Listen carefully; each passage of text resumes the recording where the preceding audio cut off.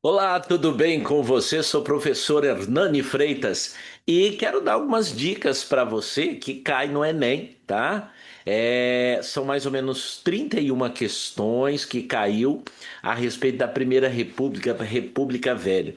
Então, a história do Brasil cai muito no Enem e é importante que você preste atenção, que você leia um pouco e que você entenda o que vai cair na história do Brasil. É claro que as dicas é só um resuminho, é só algumas dicas, uns macetinhos para você pegar a ideia, não é? Pegar a ideia e depois colocar em prática. A leitura e o estudo é essencial para aqueles que querem entrar na universidade através do Enem, através de bolsa, através do FIES. O Enem te proporciona muitas coisas boas, né? Então vamos lá. Dica do professor Hernani Freitas, que vai cair no Enem. Primeira República. Primeira República. Vocês sabem que a Primeira República vai de 1889 até 1930, não é? Com a chegada do Getúlio Vargas ao poder. Então, o que que você vai focar? O que que você vai focar no estudo da Primeira República?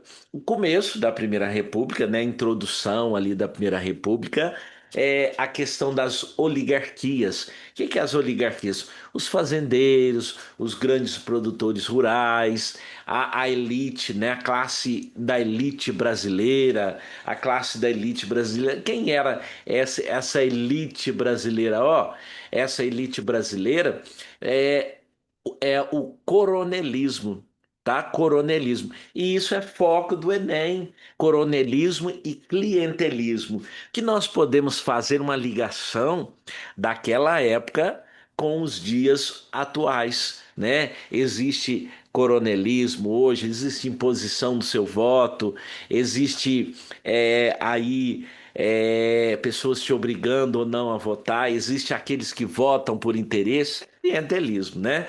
Vota em troca de alguma coisa. Então, o coronelismo era o poder local nas mãos de coronéis, baseados em favores e dependências. Será que ainda existe isso hoje na política brasileira? Será que ainda existe isso no nosso dia a dia, no nosso meio? São questões que você deve responder. Então, a história de hoje é bem uma negociação, né? É bem uma negociação que ajuda a gente a pensar um pouco mais, né? Lembra das políticas do governador? Política do café com leite, política do café com leite. O café de Minas Gerais e o leite de São Paulo? Não, tá errado. O café de São Paulo e o leite das Minas Gerais, tá? E o leite das Minas Gerais. Olha aqui. Os movimentos e as revoltas, as desigualdades sociais, os problemas acontecidos naquela época, não é? Quais eram os problemas? Os problemas daquela época divergem dos problemas de hoje. Hoje nós temos muitos problemas, mas são mais modernos, não é? São digitais, são tarifas vindas de outros países e por aí vai. Então, fique atento quanto a isso, né? Os movimentos daquela época, Guerra de Canudos, revolta da vacina, lembra da revolta da vacina no Rio de Janeiro? Tem que focar que a da vacina não foi somente por causa que as pessoas tinham medo da vacina, mas é porque eles estavam revoltados com algumas coisas. Então preste atenção nisso, né? Busque compreender, dá tempo de você estudar, dá tempo de você compreender. Outra coisa, ó, a Guerra de Canudos. A Guerra de Canudos foi liderada por quem? Faz um resuminho, né? A Guerra de Canudos aconteceu aonde? Onde? A Guerra de Canudos aconteceu por quê? Por causa da miséria, por causa da seca, do abandono. Aconteceu. O que aconteceu? O que isso influenciou naquela região? A revolta da vacina, igual eu falei para vocês, é um protesto popular que do Rio de Janeiro, né, do Rio de Janeiro, que na época era a capital brasileira, e é uma revolta urbana e com forte expressão do povo. Por que que isso aconteceu? Foi só porque eles foram obrigados a tomar vacina?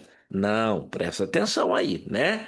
Então, a Primeira República ela vai ser marcada por uma mudança, a mudança da monarquia para a República. Mas será que mudou muita coisa mesmo? Ou será que as mesmas pessoas continuaram ali dominando o cenário, mudou só o tipo de governo?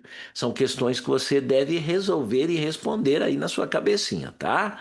Então, é, outra coisa, voto de cabresto, fraude eleitoral.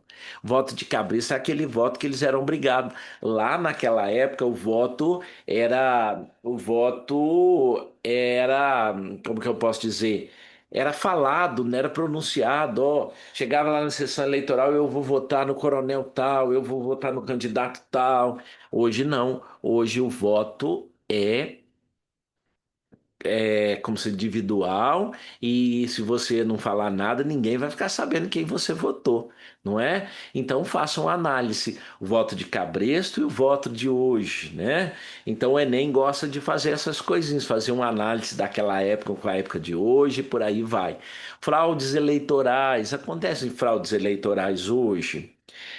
Naquela época, era escrito no papel, as pessoas falavam, roubavam-se as urnas, fazia aquela bagunça e brigava, era coronel, era jagunço. Hoje tem isso. Hoje tem isso com a urna eletrônica, com a votação, tem isso. Então, é uma análise a ser feita, né? Como que está a votação hoje? Como que acontece as coisas hoje? E a influência dos coronéis. Hoje ainda existe aqueles que ainda existe aqueles coronéis, olha o coronel aqui, ainda existe aqueles coronéis que interferem na vida das pessoas, aqueles coronéis que obrigam as pessoas da zona rural de hoje a votar em quem eles querem. É uma análise, é algo a ser feito. Então, é uma grande interpretação, não é? Uma grande interpretação. Você lê a questão, que ela vem meio problematizada, você vai ler a questão e vai entender a questão. É claro que você, no Enem não dá para você ficar muito tempo lá na questão, não. Se não tiver conhecimento, não tiver leitura, Aí, aí não há santo que ajude, né? Não há santo que ajude. Tem que ter conhecimento, tem que ter leitura. Só a sorte não resolve, tá? Então, não esqueça da política do café com leite, o revezamento do poder entre Minas Gerais e São Paulo, que aconteceu nesse período, não é? E a exclusão das mulheres da política. As mulheres votavam nessa época, analfabetos votavam nessa época, pobres votavam nessa época. Faça uma pesquisa, dê uma olhada. O que que você acha? Hoje todo mundo pode votar. Não vota quem não quer, não vota quem vai lá justificar e pronto. Mas hoje o voto é obrigatório. Naquela época era. E a economia era baseada no café, no agronegócio, na agroexportação, é baseada. O que que fez o Vargas lá com a crise de 1929, não é? A crise de 1929 está aqui, ó. Então também pode cair, não é?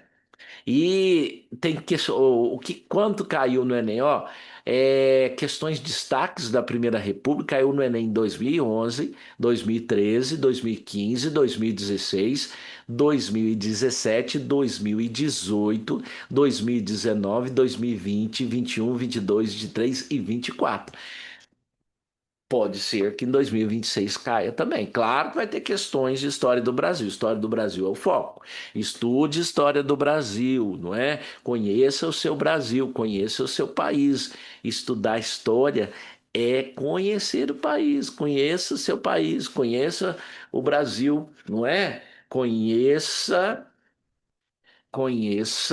o seu país, saiba de história do Brasil. Muitas vezes nós sabemos mais da história dos outros países do que a nossa. Então é importante estudar, estude história do Brasil. Primeira República é uma dica importante para que você dê uma olhada, para que você entenda, para que leia sobre, tá bom? Então fique atento sobre isso, fique atento sobre isso. Olha, grande abraço para você. Vamos me interrompendo. Vocês estão vendo aqui que eu estou aqui no meu quarto, né? Ainda bem que vocês estão vendo a bagunça lá fora, viu? Um grande abraço para você. Saudações calorosas de paz e bem. Bons estudos. que seu estudo seja repleto de coisas boas, né? Seu estudo seja repleto de coisas boas, de muitas alegrias e que te proporcione conhecimento muito legal. Eu sou Hernani Freitas, siga aí no meu canal, nas redes sociais, dê um like, um comentário, tá bom? Ajuda bastante. Grande abraço para você, fique na paz, aquele abraço.